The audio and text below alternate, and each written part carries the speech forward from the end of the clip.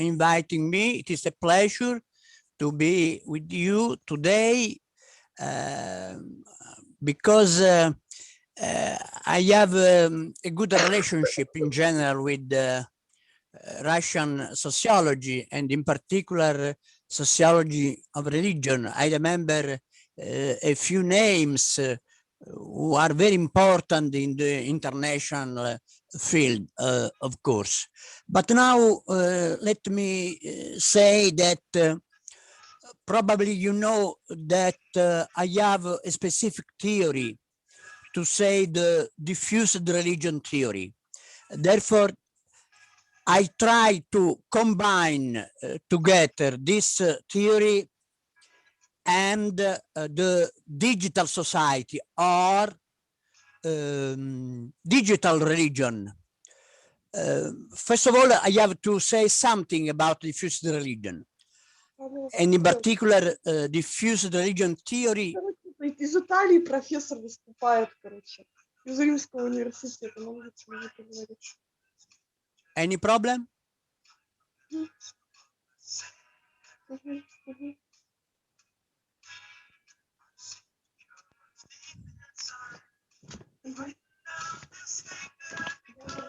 We're just reminding the participants to mute their microphones during the presentation.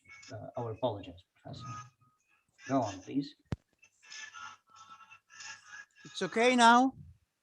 Yes. Okay. You can continue. Diffused religion theory concerns the capacity of a dominant religion in a country to remain solid for centuries. The primary particular terms of diffused religion are identifiable as religious socialization and enculturation of values. The secondary particular terms are belief, membership or belonging, or religious adherence. If there is initial religiosity regarding sensitivity towards the sacred, then there is most probably some form of participation in rites. However, the main trend is toward a reduced relevance of religious structures. Diffused religion may occupy the space left vacant because of disappointments and disenchantment due to loss of the credibility of previous influences. Thus, diffused religion assumes the role of a functional substitute for other attitudinal and behavioral references, like in the Grace David theory of vicarious religion. The most diffused practice is prayer, of course. Now, the value of the inheritance is stressed. Culture, socialization, and education are emphasized. The variables of socialization are widely considered. The features of religions are strategic, and the resilience of religious belief is evident. Every person who comes into the world already finds waiting for him myriad religious options established over time within different territorial and cultural contexts.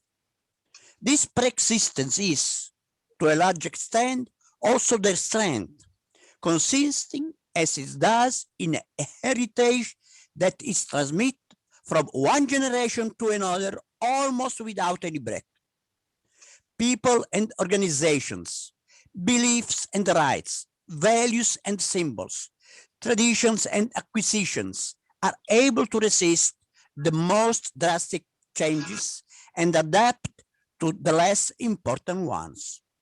Let me think of Orthodox Christianity in the Russian history, from the first half of the 10th century till today, through the Mongolian Empire and Tsarist period. Cognitive, affective, and selective dimension of values is relevant. The constitution of interests is fundamental. Values are both independent and or dependent variables. Ethic and values are seen as linked. The universality of values is well known. Religious ideologies are comparable and secular impact is evident. A wide part of contemporary values as ancient origins belonging to religious inspiration. But it is not always so easy to discern secular values from religious values. However, there are some typically secular values which are accepted by people inspired by religious principles. The main issue regards those who hold religious and secular values. If religious values are presumably conserved by churches, denomination, confessional organization, for secular values, the state is usually considered to be the main holder. There is an anti-litteram diffused religion which is the Hegel's false religion. Afterwards, a peculiar question is now afforded. A return to the Jaspersian Excel age, like in the period from about the 8th to the 3rd century before Christ's Eve, when in Persia, India, China, and Greco-Roman world, religion and philosophy were a common thought.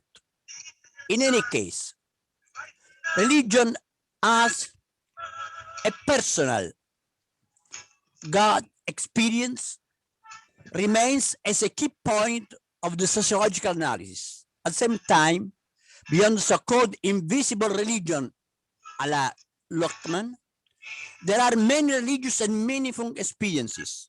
Even so-called religiosity of atheism can be a consequence of secularization. The diffuse religion of today is not so different from the past. Indeed, it's very persistent is its real peculiarity.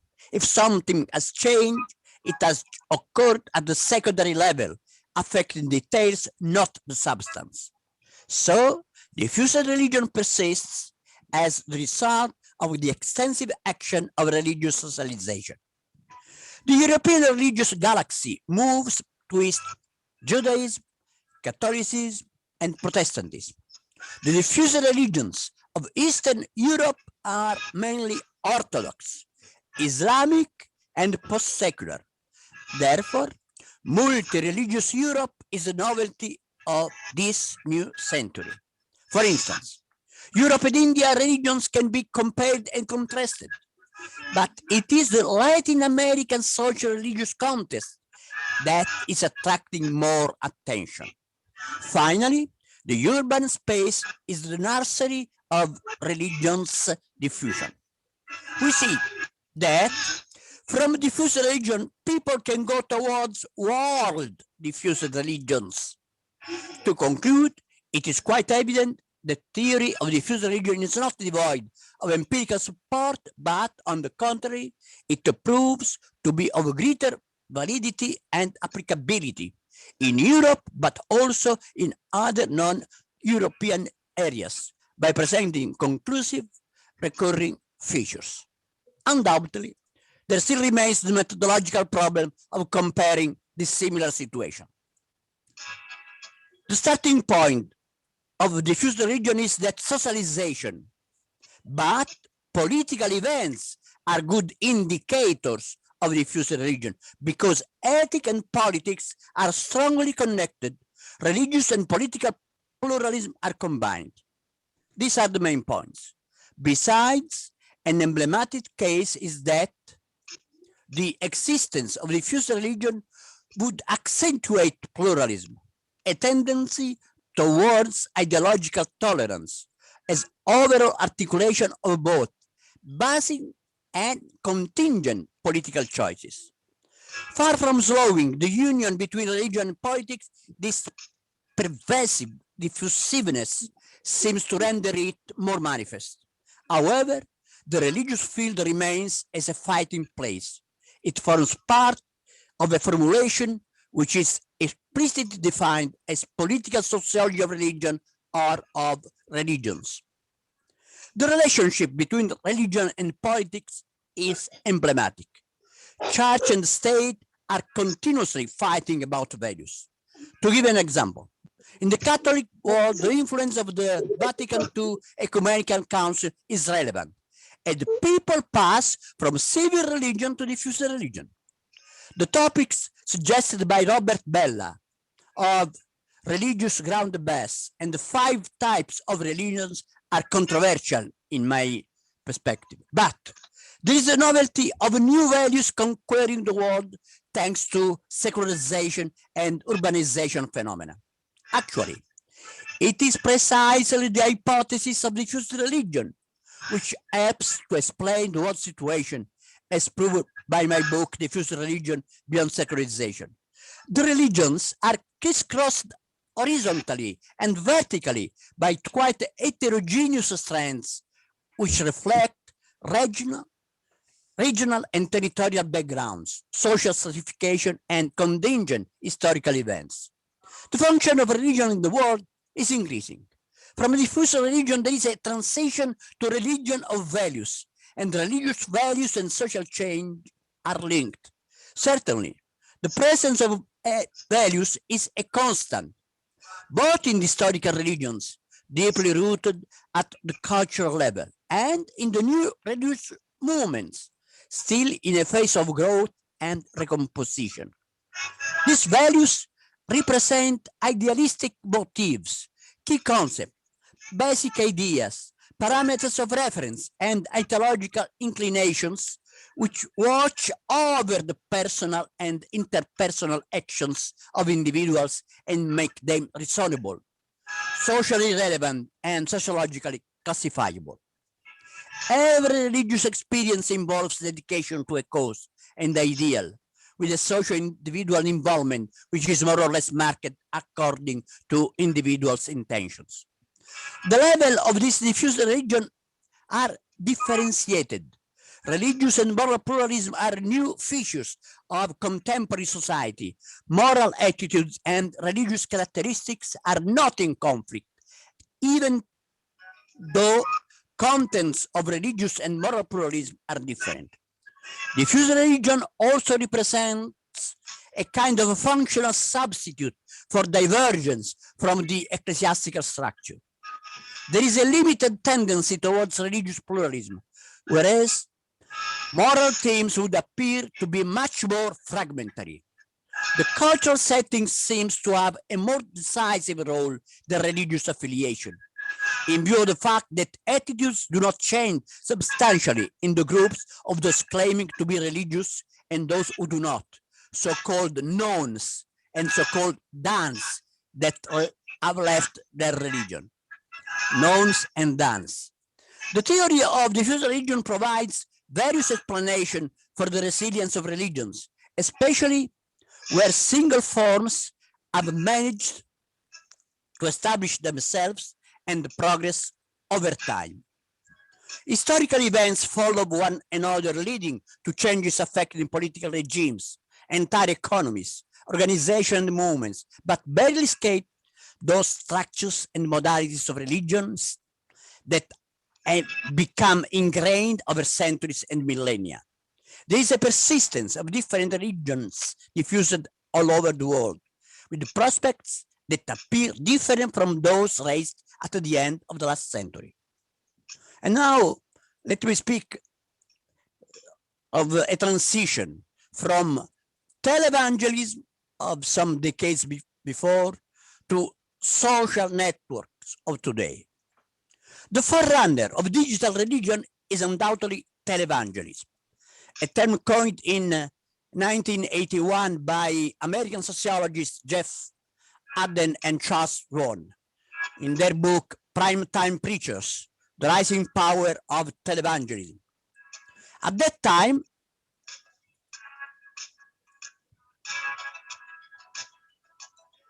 the terms electric church and electronic church were also used. The latter definition, however, concerned preachers who used radio and television mainly to raise money. There were a number of scandals accompanied by other scandals involving extramarital affairs. The initial aim had been to save souls, but then the enterprise grew to such an extent that it required significant financial investment and amount of funding in the form of donation from followers. Famous preachers were Oral Roberts, an inspirational character who was hardly attentive to theology, and Pat Robertson, who was quite sensitive to political aspect. In the 80s, there were over 1,000 radio stations and over 200 television stations with a religious character in the United States. Some broadcast continuously for 24 hours a day. Organization and even university linked to individual speakers sprang up. Religion, after all, was compared to a kind of commodity that could be consumed on a par with other mass products. In fact, the major exponents of televangelism had the style of barkers, salesmen, and merchants. A captivating and convincing oratory was combined with a revivalist spirit, aimed at awakening the attention of souls to be saved. Reference to Bible and the words of the sacred text was basic. In fact, for some, it was preferable to use a drier, more direct style of speaking based on the word of the Old and New Testament rather than on theological discussion, interpretative disquisitions, or doctrinal logic. At the same time, the course was made to managerial techniques to run the moment of preaching to the mass media as well as all the preliminary and subsequent activities. In some cases, Bible schools were established to support the work of each telepreacher. Other mixed spectacle with music, singing, and dancing, commercial methods with products of various kinds, and religious references with biblical quotation and or liturgies of various kinds. In order to increase the presence of religious content in radio and television broadcasts, the National Religious Broadcasters Organization worked, and special radio and television slots were purchased to reach as many viewers as possible. The results were remarkable, with a maximum of almost 60 million viewers and a minimum of 7.3 million. Finally, it seems to have been established that televangelism had political connotation of a neo-conservative type close to the Christian right. Nowadays, televangelism has moved towards the internet and all digital production, so that videos, testimonies, stories, episodes, Bible readings, sermons, debates, talk shows, interviews, question and answer find ample space in social networks. In this respect, the contribution of satellites and servers is considerable, as they have enormous storage capacity to satisfy almost any kind of demand for archiving and for the possibility to download programs and files. On this point, it is difficult to properly distinguish televangelism, so it is better to speak of digital religion. In fact, it is through the new media that the wave of the cult of personalities, influencers, behavioral patterns, religious novelties, alternative religions, new rituals, and religious forms invented from scratch, as in the case of the Pastafarian, the famous flying spaghetti, which would have remained practically unknown had it not been for the impulse of digital technologies. This passes. The media system easily supports the dissemination and the practice of religion, shortening distances, making it possible to attend rituals without leaving home, facilitating the reading of texts and documents, prayers and entire volumes, even conspicuous ones, such as the Bible and the Quran, the Pali Canon, the Uriyun, the Torah and the Vedas, the Taoist Canon, and Sabu and Sho. Usually, the dominant pattern of mass media communication is also reflected in religious messaging, and especially in spiritual audiovisual offerings. The difference between the sacred and secular is thus less noticeable, and the religious reflections reach their recipients more easily. It is not by chance that they prefer to be included in the usual programming, also following a market logic with a not always explicitly religious slant. Community prayer is practiced at a distance as a means of comfort and help in difficult situations and in contexts of uncertainty. Personal participation is not always active, but more often subordinate. The digital presence of Christians and Muslims is particularly accentuated, and they frequently resort both to more or less classic forms of televangelism and to more sophisticated ways of personalized communication, attentive to the specific needs of the subject, also relying on the fame of some famous person. The dissemination of news about facts and protagonists of the religious wars, typical of each contest, appears more effective than ever. Less use is made of leaflets and choral songs, home visits and study seminars. The most successful intervention are based on virtual networks, which involve many people simply by word of mouth. Some of the strategies of the past have changed, particularly those aimed at fundraising. Certain programs based on charismatic and neo-Pentecostalism have had some success, but they go beyond the usual musical parades introducing the preacher's speech. As for the style and objectives of the sermon, the aim is now to enhance self-esteem, self-confidence, personal skills, and hope as a virtue promoting winning project. Certainly, the audience has been greatly enlarged, no longer limited to the local circle of influence, but in practice with no boundaries whatsoever, except of linguistic kind. There are three central variables of the digital society: body, memory, and technology, which are part of the perspective that Roland Robertson has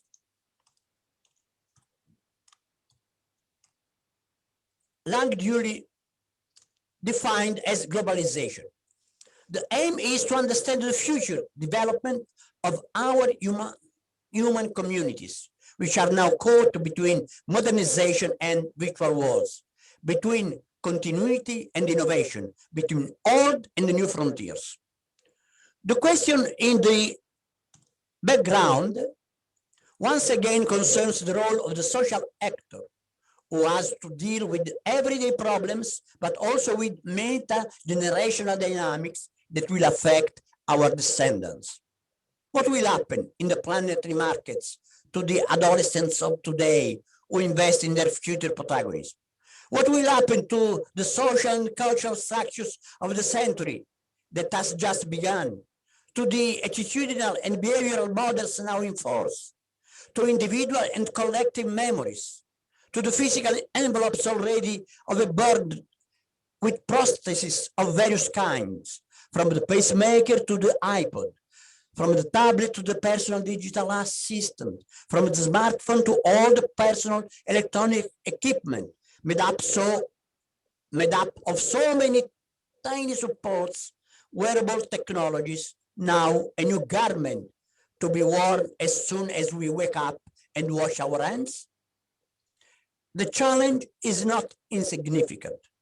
Do we remain subservient to the structures given to us by others before us who have designed our scenario, i.e., the situation of life in which to place ourselves, and thus the conditions of our existence and survival? Or is there still room for individual freedom, which tries to establish its own environment? Or is there only a middle way between upstream conditioning and downstream potential? Within such a scenario, in which capitalism itself is unrecognizable, elusive, polymorphous, invisible, anonymous, a seamless flow chart with the no defined profiles with which our person will have to deal. What should our human community expect?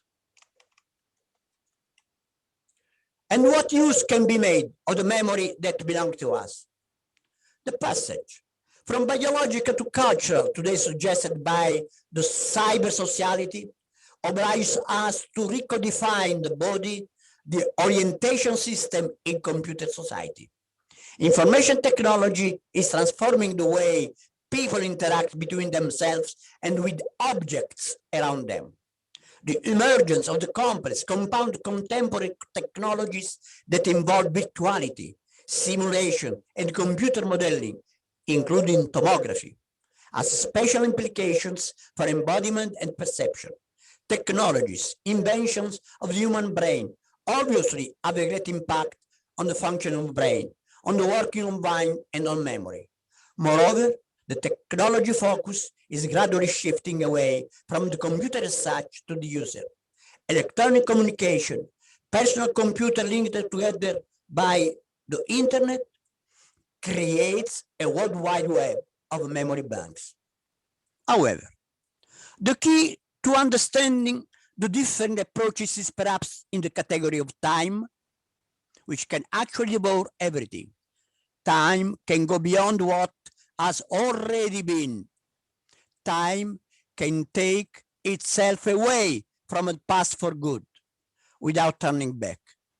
It brings event after event, sending them back to the bowels of the earth from which they have been born, condemning them to oblivion, to the river Lethe, that is, to the forgetfulness. But above all, time is, by its own nature, unstoppable. At the very moment in which one may try to trace its outline, time escapes and seems to elude our clumsy efforts to block it. To be even more precise, the real attitude of time seems to be that of total indifference towards what it leaves behind. But memory comes to the rescue and recovers that which time risks cancelling out. Thus, the physical dimension is not nullified, but rather revalued thanks to memory and increasingly thanks to new technologies. Although there are doubts about the resilience of time, technical supports are still unreliable, as we know. Their durability has not been scientifically tested, and there is a danger of sudden defiances. On the other hand, it should also be noted that the body is increasingly repairable, modifiable, and adaptable. Prostheses replace what is missing or does not work. The soma is therefore reprogrammable. Even that can be postponed, at least in part, thanks to the intervention of intubation, breathing machine, and oxygen supplies. These delayed deaths have illustrious examples in the extremist days of the Spanish dictator Francisco Franco and the Brazilian politician Tancredi Neves. On a moral level, moreover, questions arise ranging from eugenics to euthanasia, in short, from life to death, without any solution of continuity along the existential path. But the horizon also widens to include less dramatic issues concerning cosmetics, dietetics, plastic surgery, ultraviolet radiation, for off-season tanning, tattoos, piercing and mutilation. All this made possible and easier thanks to the new digital tools. It should also be noted that contemporary society seems to mark the age of the glorification dedicated to the body. By now, neosurgical repair and aesthetics, neogenetics, neodietetics, and neoaesthetics have built an imposing, majestic monument to the ideology of well-being. In the meantime, other alternative solutions are being studied, giving unprecedented impetus and development to the body industry.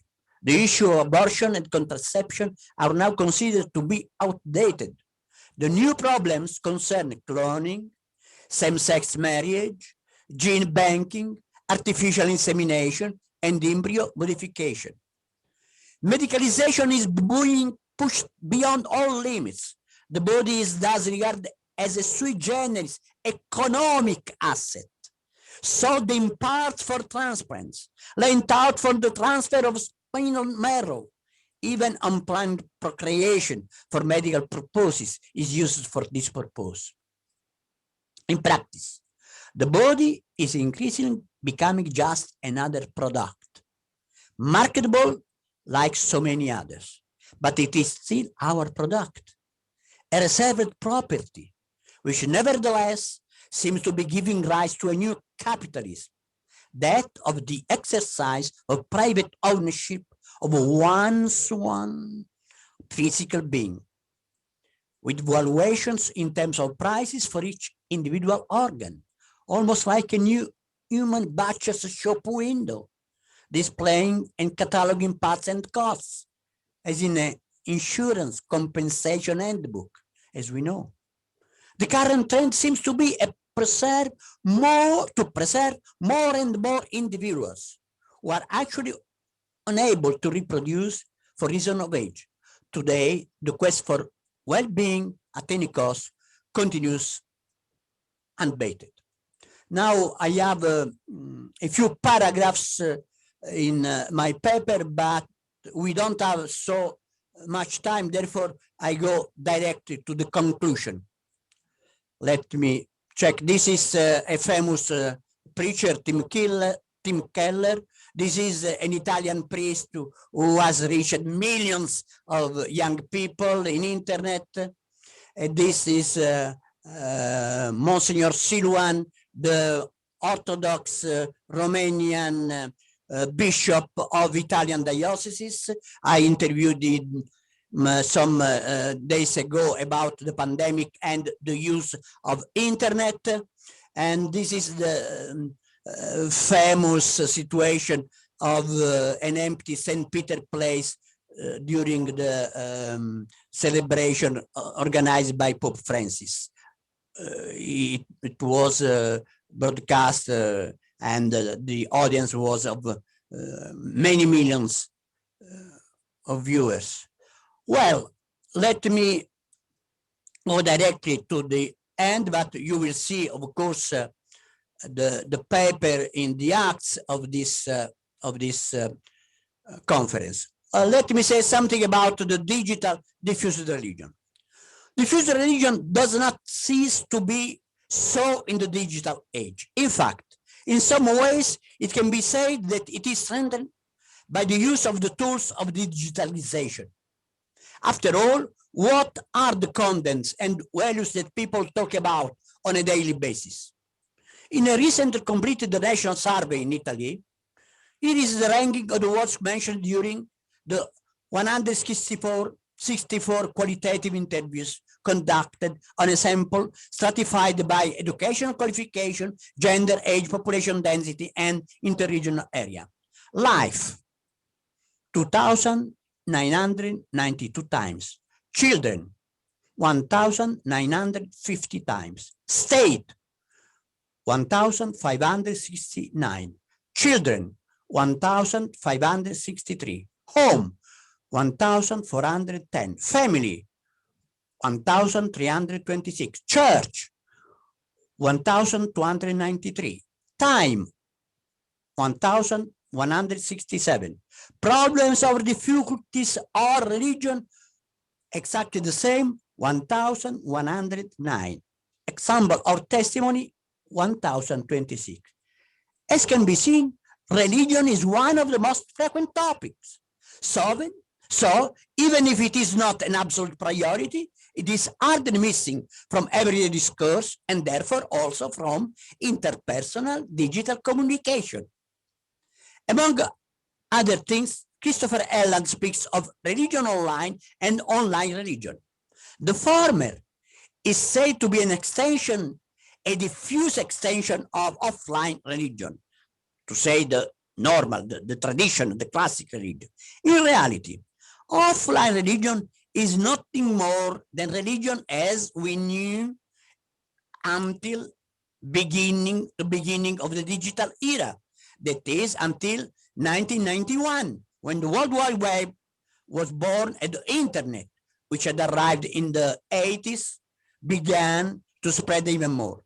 Online religion is to be understood as all those religious people who live their experience online and belong to communities operating online. Obviously, the novelty of the internet has produced an enormous amount of data available to scholars, made easily accessible for free. However, several doubts arise as to their reliability, and above all, as to the impossibility or almost impossibility of questioning the subject who have unwittingly provide the information that is useful for representing their attitudinal and behavioral profiles. However, the obstacle of an adequate assessment and in practice of the researcher's interaction with the individuals in question remains. In particular, the representativeness of the online religion is problematic with respect to the broader reality of society as a whole, and not only of frequent users of the digital network. It should also be borne in mind that online religion performs several functions. It is a catalyst for subjective attention, but also an intermediary between different existential options. On one hand, it plays the role of traditional fly religion, of organized historical religions, but on the other hand, it is an instrument of interaction between people, an opportunity for dialogue, a pretext for intersubjective relations. The religious community existing on internet is elusive, ethereal, and cannot be traced back to concrete entities to the point of constituting a set of references for sociological investigation. At the very least, a question can be administered with all the risks of a high mortality rate of the sample identified, but it will certainly not be without complication to implement a qualitative approach. Very difficult. Moreover, there are those who turn the digital network itself into a religion with its rituals, its dependencies, its subservience, its habits, its hierarchies, its symbolization. It is no coincidence that we speak of cyber religion, internet as religion, digital spirituality, and so on. Ultimately, the new sacred net would be given precisely by the digital world, which is worshipped and revered as a divinity capable of solving almost everything and giving the greatest satisfaction. An example of this is the relationship that is established between some video games players and the console and or the screen. An inseparable bond, almost a disease without a remedy, an extreme trust in the gratifications deriving from an exceptional result, a win, a higher score than others. The connection is so strong that it is easy to imagine the value of the presumably original meaning of religion as a bond. With the difference, however, that here we are dealing with a toy machine, whereas religion itself would involve an interactive process between people on both a human and transcendent level. I go to the end. In short, religions manages to be so diffused that it peeps out even where it is not expected. Thank you so much.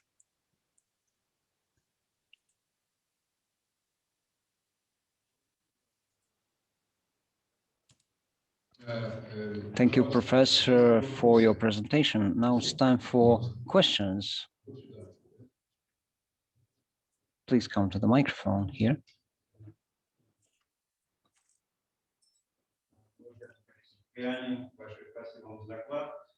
Thank you, Professor Cipriani, for your presentation. I have a question about the very last part of your presentation. When you talk about the advent of special internet-based religiosity, do you think there is a possibility for existence of a kind of internet god that will be worshipped by many? Okay, of course, this can be one example more of new invented religions, like the case I have quoted of Pastafarians. They have invented the flying spaghetti, and this is a new religious or spiritual wave made possible thanks to internet possibilities. Therefore, the problem is, have we, the sociologists of religion, to consider religions, the phenomena that are not in line with the traditional idea of religion, or are we to put every kind of things, invented religion, para-religion, similar religion inside? Let me say, even though I am a believer, a Catholic believer, I have to say, I have to stress, of course, because I am a scientist, because I am a sociologist, I am critical, sometimes too critical towards my church. Notwithstanding all this, I have to say that we, as scholars, have to investigate every kind of phenomena that seem to be a religion or a kind of religion. What about the believers? What about the people who belong to this new kind of internet religion? We can discover some affinities. We can see something which is similar, but we cannot judge. We cannot evaluate. We have to collect data. We have to explain them. We have to use a theory. We can start from the perspective of grounded theory, which do not use hypotheses, just collect data and afterwards go to build the theory. Or we have some hypothesis in mind and we go to verify the hypothesis we have put before. Therefore, let me say, I am open to investigate all these kind of new manifestations, all these kind of new phenomena, because otherwise we remain inside a reality which is not complete. Outside the historical religions, there are other forms that we can study, and we can put at the end our interpretation, but not our evaluation. This is the risk we have, especially the scholars who belong to some specific cult, to some specific denomination or religions. Thanks. Thank you, Professor. Can I go ahead? Thank you very much. There are questions. Professor Gnana, our colleague from India, can also join by asking a question. You're welcome. Thank you. Thank you, Professor Cipriani. Thank you to you for being here. For you, yeah, for this very dense paper, very dense, well argued from the perspective of sociology of religion. I have one question on the first part of your presentation, where you said that this concept, diffused religion, goes beyond the theory of secularization. diffuse religion as it is lived out in the context of life, which is so much part and parcel of everyday life. I can understand that from the Indian context, that even before modernity flowed over to India, modernity in the Western sense, Indian society was so much integrated with religion. Even now it is so. So there is a symbiotic relationship between religion and society. But when one wants to relate religion to politics in the modern sense, there needs to be a differentiation. There needs to be a separation of religion and society. Would your concept of diffuse religion be able to do that? Is my question. Thank you. Okay, very interesting question. Let me confess that my idea of diffuse religion started precisely from the relationship between religion and politics. It was in the 80s. I was preparing a paper for an international conference in London at Bedford College in 83. Some years before that conference, we had in Italy some referenda about abortion and divorce. Well, the results of this referenda were in favor of abortion and divorce. How to explain this? If we consider the relevant presence of Catholicism in Italy. In general, Catholic people can be classified as against the divorce and abortion. The political results of the referenda were more or less 50-50 to say that the vote in favor was around 52, 53, I don't remember exactly percent, and against was around 45, 46.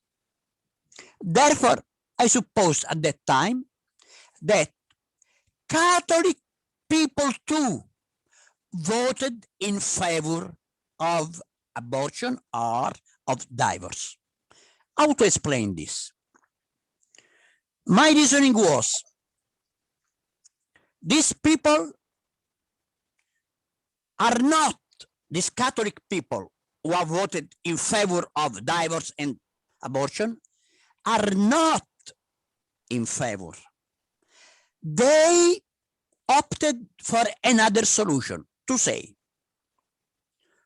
my position is, I am against, but I cannot oblige other people to think like me. I have received a Catholic socialization. In Catholic education, an important value is the respect, is the consideration of other people's expectations. Therefore, even though I am against divorce and abortion, I vote in favor because I have to have in mind the intentions, the desires of other people. But in my life, I continue to be against abortion and divorce. This is a very good example of relationship between politics and religion, because of course, a rule concerning divorce and abortion is a political rule, is a social political rule. How does it work? In my view, and thanks to many investigation I did at the time and afterwards, the reasoning is this. Okay, I do not recur to divorce and abortion, but I permit that other people can use the state regulations of these matters. Therefore, I explain this because of the initial socialization. Piaget, the famous psychologist, says a child is formed as his final ideas when he is 5 years old, which means that all values he has received till that time are values that will remain in the future. Therefore, in the specific situation of referenda on abortion and divorce, the socialization, the Catholic socialization worked this way. I have to consider other people and they decide, but I will continue to be a good Catholic without have any favor concerning abortion and divorce. Thanks. Would you say then that the respect that Thank the you, Professor, voters for this in-depth answer. I apologize to Professor